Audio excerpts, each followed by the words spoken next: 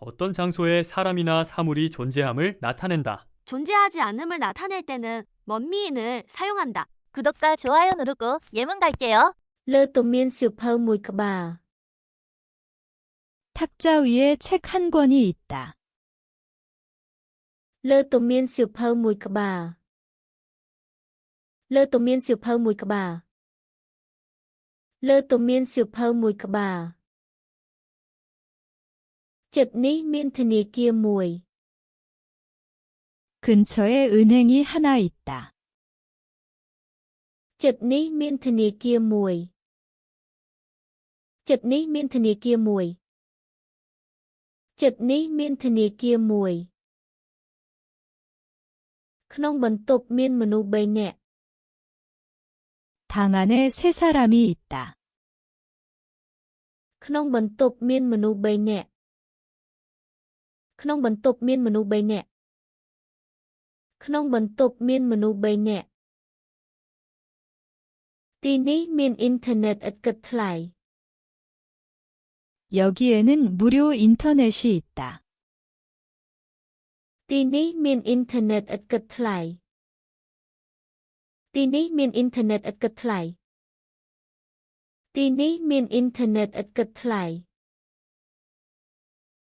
ក្នុងបន្ទប់មានតុពី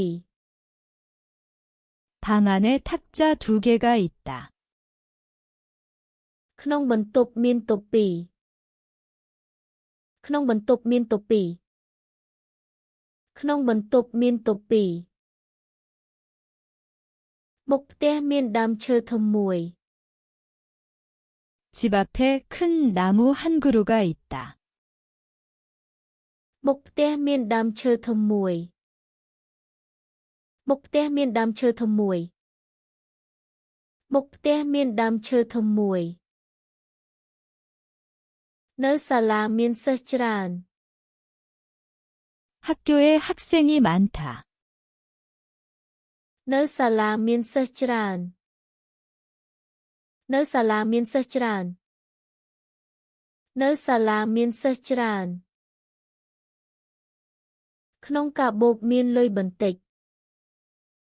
가방 안에 돈이 조금 있다. ក្នុងកាបូបមានលុយបន្តិចក្នុងកាបូបមានលុយបន្តិចក្នុងកាបូបមានលុយបន្តិច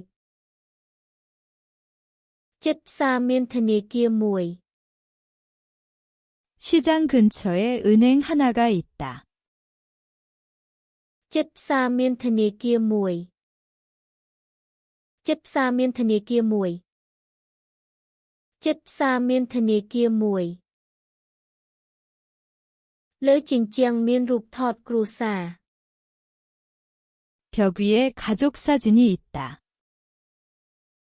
លើជញ្ជាំងមានរូបថតគ្រួសារលើជញ្ជាំងមានរូបថតគ្រួសារលើជញ្ជាំងមានរូបថតគ្រួសារ